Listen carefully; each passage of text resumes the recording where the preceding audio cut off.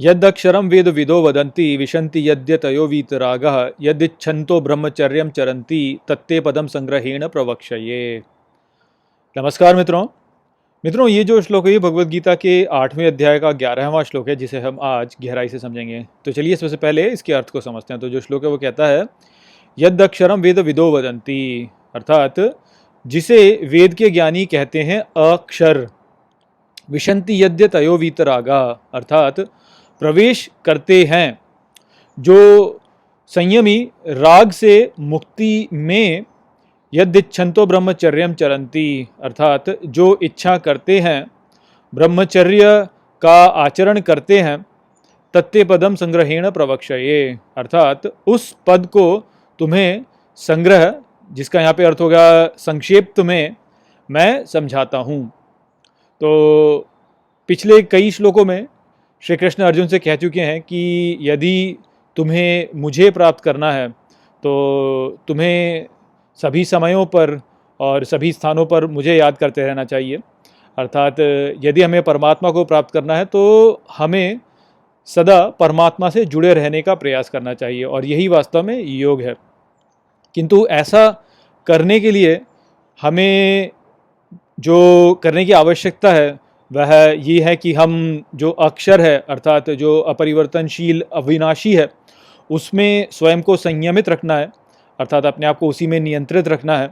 हमें राग और द्वेष से दूर जाना है और इच्छा ऐसी ही करनी है कि हम किसी भी अन्य वस्तु के साथ में आसक्त ना हो, हमारे भीतर कोई भी ऐसा राग ना हो किसी अन्य वस्तु के साथ में जुड़ने के लिए, और ना ही हमारे भीतर कोई ऐसी इच्छा हो कि हम किसी वस्तु से बहुत अधिक घृणा भी करें। तो हमारे भीतर वो राग और द्वेष नहीं होना चाहिए, और साथ ही हमारे भीतर ब्रह्मचर्य को करने की इच्छा होनी चाहिए। और ब्रह्मचर्य से यहाँ अर्थ केवल यौन संबंधों से दूर भागना नहीं है, बल्कि ब्रह्मचर्य का अर्थ यहाँ पे होता है कि ब्रह्म के साथ में आचरण करना, अर्थात ब्रह्म की प्राप्ति के लिए अपने जीवन में आचरण करना। तो जीवन में सभी समय हमारा जो आचरण होना चाहिए वो ऐसा होना चाहिए कि हम ब्रह्म की प्राप्ति की ओर ही उस आचरण को कर रहे हों।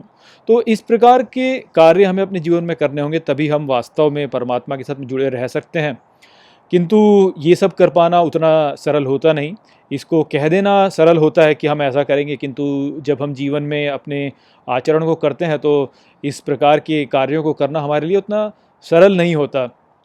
तो कैसे हम इन सब कार्यों को स्वयं के लिए सरल कर सकते हैं, इसके बारे में श्री कृष्ण कह रहे हैं कि मैं तुम्हें अब बताऊंगा संक्षेप में कि कैसे तुम ये कर सकते हो। तो यदि आप अपने जीवन में देखें, अपने चारों ओर लोगों को देखें और उनसे यदि आप बात करें, तो हर व्यक्ति यही कहता है कि हाँ, मेरा ईश्वर में विश्वास है और मैं ईश्वर को प्राप्त करना चाहता हूँ। किंतु वहीं पर यदि आप उनका दैनिक आचरण देखें कि वो किस प्रकार से अपने कार्यों को कर रहे हैं, तो जो उनके कार्य होते हैं, जो उनका आचरण होता है, वह ईश्वर की प्राप्ति के बिल्कुल विपरीत ही होता है। तो ऐसा क्यों होता है हमारे साथ में? ऐसा इसलिए होता है क्योंकि ये जो कहना है कि हम अक्षर में संयमित रहेंगे, हम राग और द्वेष से दूर रहेंगे और इच्छा यही करेंगे कि हम मुक्ति प्राप्त कर लें, और हम ब्रह्मचर्य का आचरण करेंगे, ये कहना सरल होता है, किंतु इसको कर पाना बहुत ही कठिन होता है।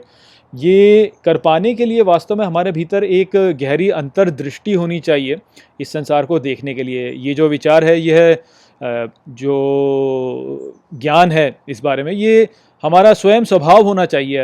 ऐसा नहीं है कि आप केवल किसी ग्रंथ को पढ़ लें या आप कहीं किसी तीर्थ यात्रा पे चले जाएं या कुछ भी ऐसे अनुष्ठानों को कर लें तो प्राप्त कर लेंगे। ये इस प्रकार का ज्ञान नहीं होता है। ये कोई ऊपरी या सतही सुपरफिशियल ज्ञान नहीं है, ये बहुत ही इंट्यूटिव ज्ञान होता है।